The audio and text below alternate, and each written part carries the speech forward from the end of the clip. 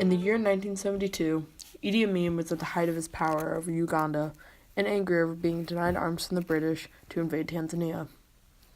One night, he had a dream, as all great leaders do. A dream where none other than Allah came to him. Allah instructed Amin, as Allah does, to get revenge on the British. Together, still in a dream, the two devised a plan. They must expel all of the British Asians from Uganda. On August 4th, 1972, Idi Amin announced that all British subjects had 90 days to leave the country. This was expanded 10 days later to include all Indians, Pakistanis, and Bangladeshis. The only Asians exempted were those who held Ugandan citizenship only, yet this group constituted only 1/4 of Ugandan's Asian population. While they were allowed to stay, many Asian citizens of Uganda decided to leave out of fear for their lives. After the expulsion, only 4,000 out of 80,000 Asians remained. Those who were able to leave went to the UK or Canada if they could afford it, with a few fleeing to surrounding African nations. India, Pakistan, West Germany, and the United States also took some refugees. A few also ended up in Oceania and Scandinavia.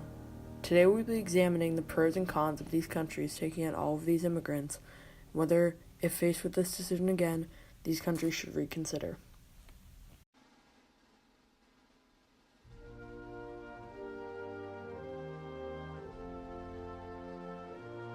Forms Britain's immigration system. The bill will ensure that this country attracts people who will contribute and deters those who will not. The Indians within Uganda hold most of its economy at a staggering 20% of all income in the nation, even though they make up only 1% of the population. The majority of Ugandans make only $1,200 a year, but the Indians holding 1/5 of the nation's income would mean that relocating would be much easier as they have a much larger sum of money, allowing them to afford the UK's Western society.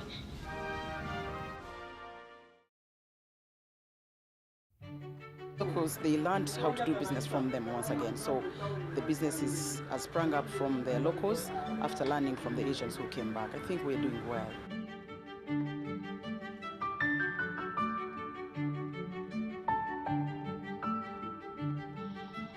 The Ugandan Asians had a significant place in the economy. They owned approximately 90% of businesses in Uganda. They owned farms, manufacturing centers, and banks. Because the Ugandan Asians were a crucial part of the economy, the expulsion caused a lack of financial resources and human capital in the country. There was a drastic decrease in the number of skilled workers, so the new managers did not run the businesses as well. What Idi Amin failed to realize is that the country needs the Ugandan Asians to maintain a stable economy.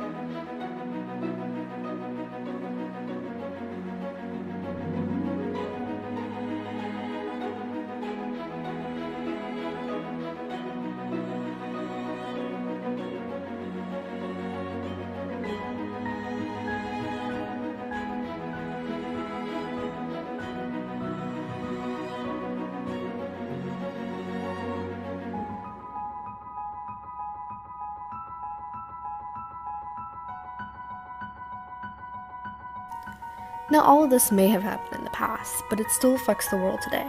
The United Kingdom received over 27,000 Ugandan immigrants. This hard-working population has grown to over 52,000 today. It comes to the point where the refugees will start affecting you, and then it's up to you to reveal your opinion. Knowing all the facts, you can make a decision on the past, present, or future. The decisions you make are important and don't just affect you. It can affect many people, including that 27,000 immigrants. Imagine what would happen if you spoke up. The possibilities are endless.